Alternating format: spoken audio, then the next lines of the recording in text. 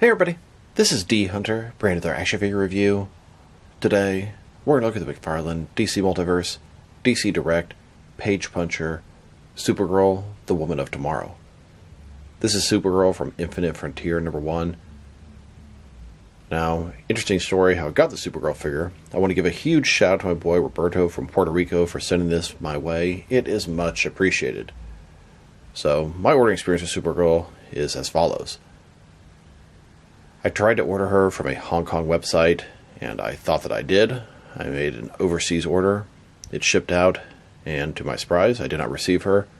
And it turned out there was a drop-down menu for the Page Puncher wave, and it was automatically on damage. I didn't click down for all 4 figures, so it was entirely my fault, just didn't understand that website. And then, while I was waiting for it to arrive, McFarlane put the 2 Page Puncher figures on their website, and I said, I already have this on the way. I don't need it, so I passed. And then they sold out very quickly. Once again, my fault for choosing to pass. And then by the time I received the package, I realized I did not have Supergirl. So I checked, sold out at Amazon, sold out at Entertainment Earth, sold out at GameStop, sold out at Big Bad Toy Store, sold out pretty much everywhere McFarlane toys were sold. I was able to go to a physical GameStop store, and they were able to still place an order for me, but that never amounted to anything. And then it randomly popped up at Walmart. Bam, I hurried up, I ordered one. It was sold out right when I did, so I guess I got the last one. Supergirl secured, but alas, no. About a week later, even after I got a shipping notification, a tracking number, all that stuff, I got an email from McFarlane saying that their trailer with a bunch of merchandise had been stolen, and they had to cancel the order. Boy, was that disappointing and frustrating, so I posted that on my Instagram, that little story, and this guy, Rob, reached out to me, and it is much appreciated. Thank you, Roberto. So let's take a look at the packaging. As you can see at the top, ages 12 plus, includes an exclusive comic book in the English language. DC Direct, Supergirl. Here she is in the package. She has a sword, 2 alternate hands, totaling 4 interchangeable hands, collector's card, and display stand. One side of the package, pretty blank. So is the other side. On the back, we have the comic that comes with this, and this is Infinite Frontier, Supergirl, Woman of Tomorrow, #1. At the bottom, there's her barcode, if it helps anybody. I imagine this figure is going to be in short supply because tons of them went missing, and they'll probably surface up eventually. In the meantime, this figure is popping up at Target stores, and I'm sure she'll be popping up at Walmart stores, well, maybe, in the future.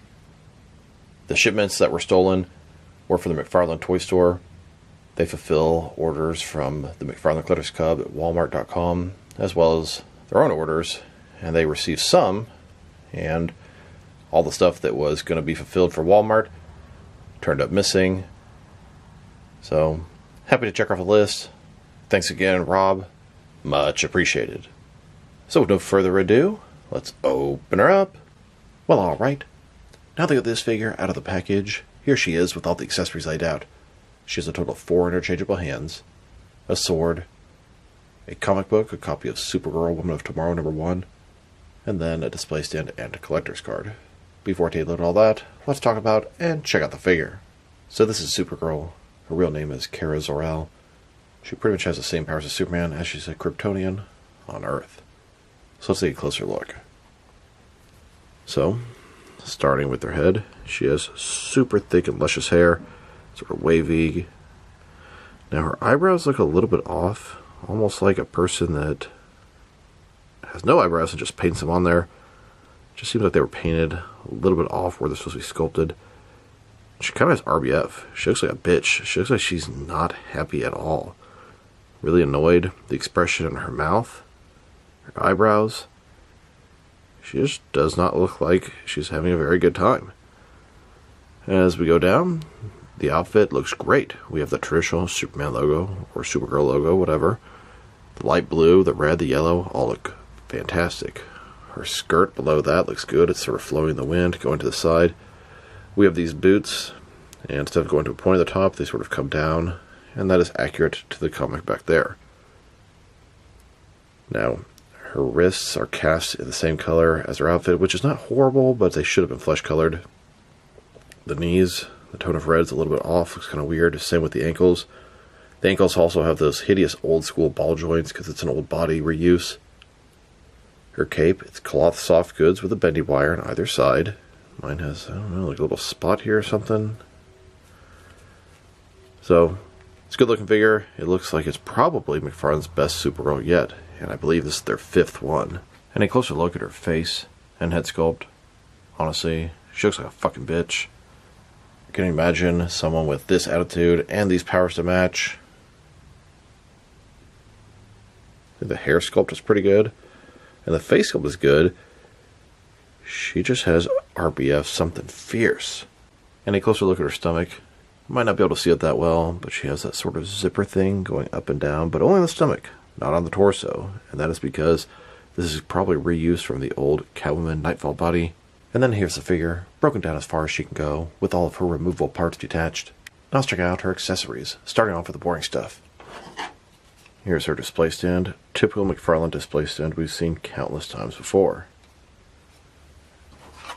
And then we have her collector's card. As you can see, it's a replica of the cover of Supergirl, Woman of Tomorrow, #1.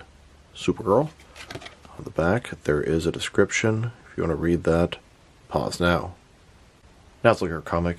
This is an Infinite Frontier tie-in. Supergirl, Woman of Tomorrow, #1. So as you can see on the front, Supergirl and the figure is very accurate to the source material. The boots, the skirt, and the cape's a little bit shorter on the figure. Even the sword. She's sort of in space. So alien planets in the background. Now the book is kind of sad. There's this sort of alien planet. All these characters that you don't really care about, or they are. Then it turns out Supergirl's there. You can see her holding that sword. She's actually holding 2 of them right now. As we go further in, it's like they don't have their powers. Supergirl gets shot with an arrow, and she's bleeding all over the place. And it's really sad. Krypto gets shot, and I think he dies. You can see she's bleeding. She gets shot with arrows over and over and over again. And at the end, it kind of looks like they die together. To be continued. I'm not sure where it's actually continued in. Pretty sure, I guess, Supergirl, Woman of Tomorrow, #2. Now let's look at her hands. She has a total of 4 of them. 2 left hands and 2 right hands. Here she is with her first pair of hands. These are her fists. And here she is with her other pair of hands. Her right hand is a flat flight hand, and her left hand is a gripping hand. Now for her sword. It wouldn't be a McFarlane figure if it didn't come with a gummy weapon. The sword looks okay. It's kind of old school. It's all done in one color, silver, both the blade and the handle, which I doubt is how it looked in the comic. Handle has a decent amount of sculpting detail. Like I said, blade is pretty gummy. Most of the McFarlane figures have gummy accessories, and I have mixed feelings on it. I used to hate it, but I also hate when you have a sword like this. It's totally sort of stiff and breaks pretty easily. So there are pros and cons, although they don't have to be nearly as gummy as they are. Here's a look at Supergirl holding that sword. Now let's talk about her cape. It's made of cloth soft goods, has a bendy wire going all the way around the perimeter of the cape. We have the Superman logo on the back, which is pretty cool. You can stretch out about that far. There's a bendy wire for easy posing. Now it seems like the cape is a little bit shorter than the comic. It seemed like it was sort of flowy in the wind. And if you want to have it flowy in the wind, I like to sort of wrap my finger, have it going up, back down, and then sort of over. You kind of have it on one side, and sort of fold the other side in with it. And you've got sort of a quick makeshift version of Supergirl with her cape floating in the wind. I can make it look a little better, but some to do very easily.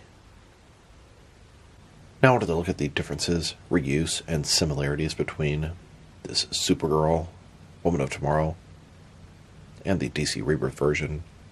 It is done on the same base body, which debuted with a Nightfall Catwoman, so let's take a closer look. Obviously, the head sculpts are going to be different. As we go down, the torso and the stomach are the same. The arms, all the way down to the same. You can even see that inaccurate sort of glove cut from Catwoman that's all the way to the top going down. They just painted over it. The skirts are a little bit different. And then the legs are going to be the same from the knee down. And you can even see the same sort of wrinkle on the boot there. But they totally resculpted this and changed it and gave it boots that are pointing sort of downward. And hers should have had boots sort of pointing up top to a point. This is why she has those old, sort of larger ball joints in the ankles, because it's done on an older base body. Here are all the McFarlane DC Multiverse figures that utilize this base body. Catwoman, Supergirl, Batwoman, Starfire, and Blackfire. There are a lot of differences, but they all utilize the same base body parts. Now they've taken a pretty good look at the figure and her accessories, let's check out her height.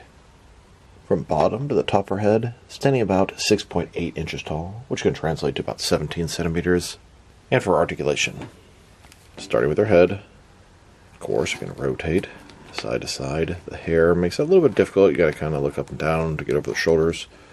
She can look up, really not at all. The hair's going to stop that, down about that far.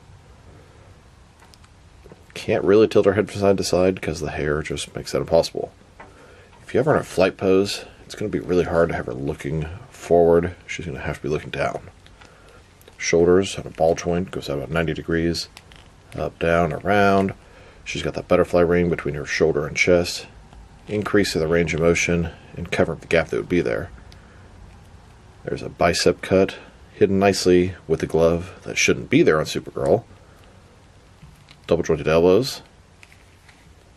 Her wrist can rotate and it's hinged as well.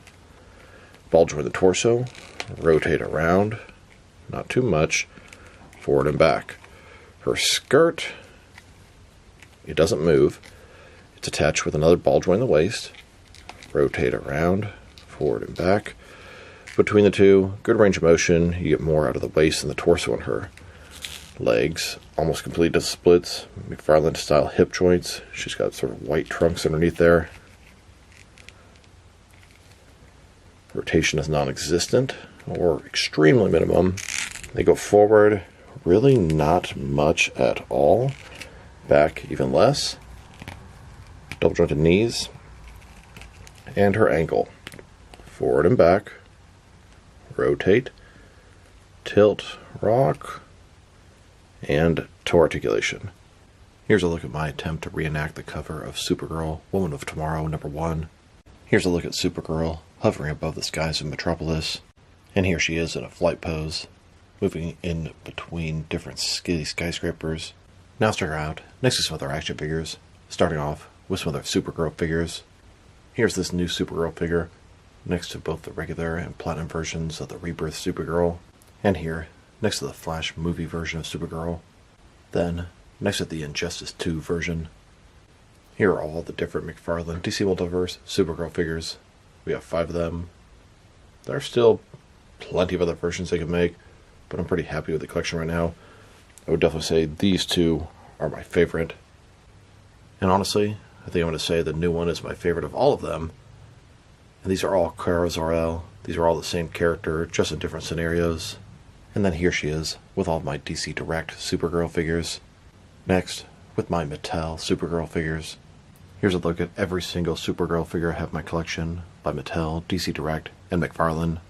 Here's the Supergirl, next to all my Power Girl figures, which is basically Supergirl from a different Earth in the multiverse. Now stick around, next to a few other McFarlane Superman figures. Here she is with the Action Comics and Hush Superman figures. And here she is, next to the Page Puncher and digital Silver Age Superman. This Silver Age Superman is probably McFarlane's best Superman ever, and now the Supergirl is McFarlane's best Supergirl figure. Now scale-wise, they're a little off, but I do prefer my Superman to be considerably taller than my Supergirl. And then here, with a couple of movie Superman figures, Christopher Reeve and Henry Cavill. Here are all the different Superman allies and Superman family members. We have the Connor Kent Superboy, Steel, Superman, Supergirl, Val-Zod Superman, Krypto the Superdog, and the John Kent Superboy. Now let's check her out next to some other recently released McFarlane DC Multiverse figures. Here she is, next to the rest of her wave. This is the most recent wave of Page Punchers. We have the Kingdom Come Superman and the Woman of Tomorrow Supergirl. And then Kingdom Come Starman and Damage. Those two are red platinums. Happy to finally have this wave completed and checked off my list. Supergirl is fantastic, just a little bit on the short side of things. Here's Supergirl, next to the previous wave of page punchers, both the regular and platinum chase variants of the Rebirth Deathstroke and the Damian Wayne Robin. And here she is, next to the most recent McFarlane Collector's Edition wave. This is wave 10. We have both the regular and platinum chase variants of Deadshot, Year 2 Batman, and Adam Strange. Then, next to the 4th digital wave, both the regular and platinum chase variants of Two-Face and Dr. Fate, and the Silver Age Superman. And now, with the Grim Knight vs. Killer Croc 2-pack. Here's Supergirl, next to some recent Walmart and McFarlane exclusives. We have the Nightmare, Nightfall Azrael, the Patina Dark Knights of Steel Batman, and the Jokerized Death Metal Batman. And here she is, next to the Entertainment Earth exclusive Batman and Robin movie Arnold Schwarzenegger, Mr. Freeze. This is the Blacklight variant. And the GameStop exclusive George Clooney Batman. This is the Frostbite version. Then, with Batman in his armored suit from Justice League the 6th Dimension, and the Batman 1,000,000 figure.